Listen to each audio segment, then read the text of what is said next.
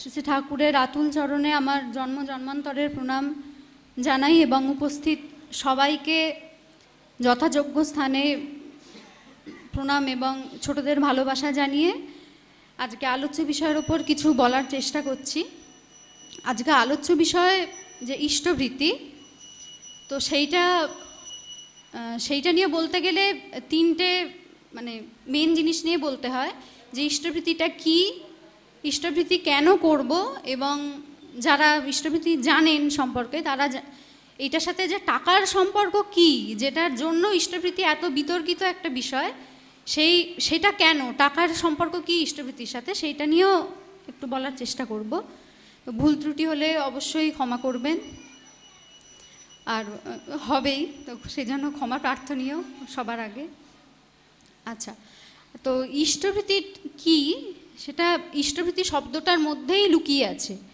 ইষ্টভৃতি, ইষ্ট আমার জীবনে যিনি, আমার জীবনের মঙ্গল যিনি, তাকে আমার দিনের শুরুতে, আমার নিজের নিত্যদিনের সাংসারিক কাজকর্ম শুরুর আগে তার উদ্দেশ্যে কিছু দেওয়া বা তাকে অর্ঘ্য নিবেদন করা, সেইটাই হচ্ছে ইষ্টভৃতি। আর তো সেটা আমি করব কিভাবে না, এই রোজ সকালবেলা উঠে পরিচ্ছন্ন হয়ে আমার প্রাত্যহিক যে কাজকর্ম নিত্যদিনের নিজস্ব সাংসারিক কাজকর্ম, সেটা শুরুর আগে সম্ভব হলে নিজের রোজগার করা অর্থের অগ্রভাগ তাকে দিয়ে যে দিন শুরু করা, সেটাই হচ্ছে ইষ্টভৃতি। এবং এই ইষ্টভৃতির সাথে আরও দুটো জিনিস জড়িত আছে, একটা হচ্ছে ভাতৃভোজ্য এবং ভূতভোজ্য। ভাতৃভোজ্য হচ্ছে আমাদের গুরু ভাই যারা, তাদের জন্য এই ইষ্টভৃতির সাথে কিছু অর্ঘ্য কিছু তুলে রাখা, যাতে তাদের প্রয়োজনে সেটা দেওয়া যায়। এবং ভূতভোজ্য হচ্ছে যারা অদীক্ষিত বা হয়তো আমার ঠাকুরের দীক্ষিত হননি যারা, তাদের সাহায্যের জন্য আমার কিছু অর্ঘ্য তুলে রাখা। এই দুটো হচ্ছে ভাতৃভোজ্য আর ভূতভোজ্য। আর এই তিনটে মিলিয়ে ইষ্টভৃতি কমপ্লিট হয়। এবং এই ইষ্টভৃতির যে টাকাটা 30 দিনের মাথায়, যেটা আমি করলাম, ঠিক 30 দিনের মাথায় আমায় কোনো ইষ্ট স্থানে সেটা আমায় অবশ্যই পাঠিয়ে দিতে হয়। এইটা হচ্ছে ইষ্টভৃতি কি, সেইটা আমি চেষ্টা করলাম বলার। এইবারে হচ্ছে ইষ্টভৃতি কেন করব। তো এই যে আমরা প্রতি মুহূর্তে যে আমরা আছি, আমাদের এক্সিস্টেন্স সেটা প্রতি মুহূর্তে আমাদের পরিবেশ থেকে কিছু পাচ্ছি বলেই কিন্তু আমরা আছি। নাহলে আমরা যদি আজকে এই দেওয়া নেওয়া পরিবেশের সাথে যদি আমরা বন্ধ করে দিই, তাহলে কিন্তু আমাদের আর কোনো অস্তিত্বই থাকবে না। তাহলে সেই যার থেকে আমি পাচ্ছি, তাকে রোজ আমার যে মনে করা যে আমি তোমার জন্যই আমি আছি, সেইটা অবশ্যই সেই কৃতজ্ঞতা স্বরূপ যে তাকে কিছু দেওয়া, সেটা একটা কারণ। আর দ্বিতীয় কারণ যেটা, এইভাবে আমি যদি একজনকে রোজ কিছু নিবেদন করি বা কিছু অভ্যেস করি দেওয়া, অটোমেটিক তার প্রতি আমার একটা ভালোবাসা তৈরি হবে। এবং ভালোবাসার প্রথম লক্ষণই হচ্ছে আমি তাকে সবসময় কিছু না কিছু আমার দেওয়ার ইচ্ছে হবে। যে আমার যদি সবসময় তার থেকে নেওয়ারই ইচ্ছে হয়, কিছু যদি আমি না দিই, তাহলে কিন্তু সেই ভালোবাসার মধ্যে গলদ আছে। আর এইটা হচ্ছে ইষ্টভৃতি কেন করব সেই ব্যাপারটা।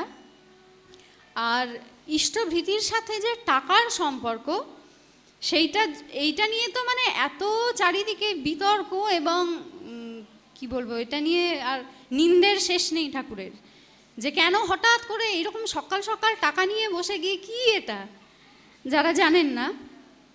তো এখানে বলে রাখি যে ইষ্টভৃতি কিন্তু ঠাকুর এটাও বলেছেন, কারোর যদি সেরকম আপৎকালীন পরিস্থিতি হয়, যে জিজ্ঞেস করা হয়েছিল, সেই ঠাকুর যখন ছিলেন সেই সময় তো বহু স্বাধীনতা সংগ্রামীও ঠাকুরের কাছে এসেছিলেন, এবং তাদের তো বিভিন্ন সময় জেলেও যেতে হতো। তো সেজন্য জিজ্ঞেস করা হয়েছিল যে এরকম যখন কেউ জেলে থাকেন বা কোনো হয়তো যেখানে হয়তো তার কাছে টাকা নেই, সোজা কথা, তখন কিভাবে ইষ্টভৃতি করবেন। তখন ঠাকুর বলেছিলেন যাই হোক, যেটা জল, এমনকি বালি জল, এগুলোও যদি কেউ মুঠো করে তাকে নিবেদন করে নিজে কিছু গ্রহণ করার আগে, সেটাও কিন্তু ইষ্টভৃতিই হয়। আর তো তাহলে আমার এটা গেল আপৎকালীন পরিস্থিতির কথা। কিন্তু স্বাভাবিক যখন সময়, তখন যখন আমি পারি তাকে টাকা নিবেদন করতে, অর্থ নিবেদন করতে আমার, তখন কিন্তু আমার সেইটাই নিবেদন করা উচিত। কেন না, প্রথমত এই অর্থ এমন একটা জিনিস যেটা বোধহয় প্রত্যেকেই স্বীকার করবে যে এই যুগে এইটা টাকা ছাড়া বোধহয় কিছু চলে না। মানে এটা প্রত্যেকের মুখের কথা, টাকা দরকার, টাকা, এত মানুষের টাকার প্রতি ভালোবাসা। প্রত্যেকে এখানে মানে কথাই আছে একটা, যে দুনিয়াটা কার বশ, দুনিয়া টাকার বশ। তো সেই যে অর্থের প্রতি মানুষের এত মোহ, এবং সর্বোপরি অর্থ উপার্জন করতে গেলে, অনেক সৎভাবে অর্থ উপার্জন করতে গেলে মানুষের অনেক কিছু গুণের প্রয়োজন হয়। কেউ এমনি এমনি আমাকে এসে টাকা দিয়ে যাবে না। সেই অর্থের পিছনে আমার পরিশ্রম আছে। যথার্থ কর্মফল বলতে যদি কিছু একদম ডাইরেক্ট আমি কিছু যদি বোঝাই, সেটা কিন্তু এই অর্থ। একদম আমি কাজ করব তবেই আমাকে কেউ টাকাটা দেবে, যদি সেটা আমার রোজগারের টাকা হয়। সেই টাকা আমি যখন তাকে দিচ্ছি, তখন সেই দেওয়ার মধ্যে কিন্তু অটোমেটিক আস্তে আস্তে আমার, যেটা আমি বললাম, যে ওই টানটা আস্তে আস্তে তৈরি হবে। এবং এই ইষ্টভৃতিটা ঠিকভাবে যদি কেউ করে, তার আমি ভাবছিলাম যে তার কতগুলো জিনিস একসাথে একটা মালায়, সুতোয় গাঁথা হয়। প্রথমত, তাকে এই ইষ্টভৃতি করতে গেলে সেই টাকাটা তার অসৎ উপায়ে উপার্জিত টাকা হলে চলবে না। দ্বিতীয়ত, তার জন্য তাকে রীতিমতো পরিশ্রম করে সৎভাবে উপার্জন করতে হবে। তারপরে এই যে 30 দিনের মাথায় যে পাঠানো, এইটা করতে গেলেও যে মানে মানুষের কতটা সচেতনতা বাড়ে, সেটাও অবশ্য তার কোয়ালিটিগুলো, এগুলো আস্তে আস্তে বাড়তে থাকে একটা ওইটাকে কেন্দ্র করে। আর এটা তো বটেই।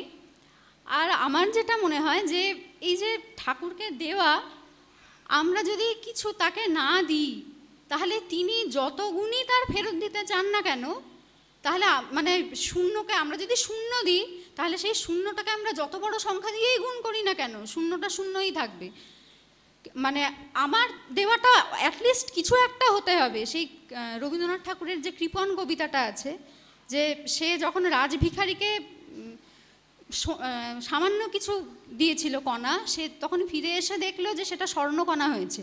কিন্তু সে যদি আদপে কিছু নাই দিত, সে জানতেও পারতো না যে সে তাহলে তার রিটার্নে কী পেত। ওইটা দেখে তবু তার মনে হয়েছিল যে হ্যাঁ, কেন আমি পুরোটা দিয়ে দিলাম না তখন। তো যাই হোক, সেইটাই ওইটা বলার।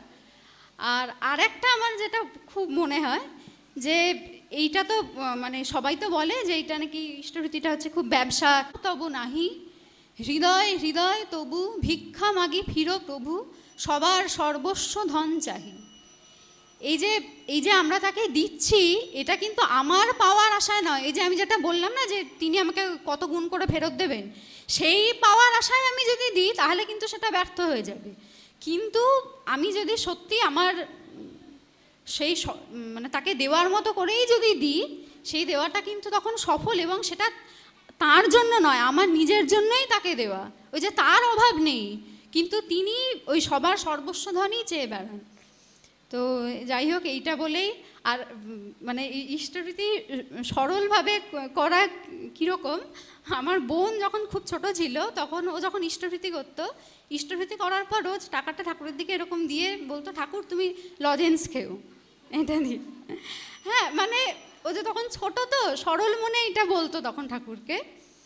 তো মানে আমি এটা দেখে তখন আমার খুব ভালো লেগেছিল, যে সত্যি তো এইরকমভাবেই তো ইষ্টভৃতি করা দরকার, যে তাকেই আমি দিচ্ছি। আমার অত চাওয়া পাওয়া, এটা দিলাম আমি 1 টাকা দিয়ে 10 টাকার জিনিস যেন তোমার থেকে পাই, সেইটা নয়। সেই জন্যই মানে এটা আমি উদাহরণ বললাম আর কি। যাই হোক, এইটা বলে শেষ করছি।